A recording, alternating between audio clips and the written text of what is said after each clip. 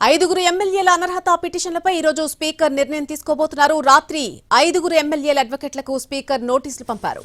ఎమ్మెల్యేలు అరకిపూడి గాంధీ, తెల్లం వెంకట్రావు, బండ్ల కృష్ణమోహన్ రెడ్డి, ప్రకాష్ గౌడ్, గూడెం మహిపాల్ రెడ్డి అనర్హత పిటిషన్లపై స్పీకర్ ఈ రోజు నిర్ణయం తీసుకోనున్నారు. మధ్యాహ్నం 3:30 అనర్హత పిటిషన్ ఎదుర్కొంటున్నటువంటి ఎమ్మెల్యేల అడ్వకేట్లు రావాలంటూ స్పీకర్ కార్యాలయం నుంచి సమాచారం వెళ్లింది.